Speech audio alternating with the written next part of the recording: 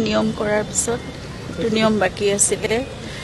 আমাক পুৰোহিতসকলেও কৈ আছিল যে এনেকৈ বেছি দিন ৰাখিব নাপায় গতিকে এটা নিয়ম তেওঁৰ চিতাভস্মখিনি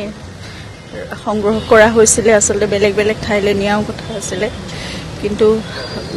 মানে বহুত দিন এনেকৈ ৰখাটো বেয়া কথা তেওঁৰ কাৰণে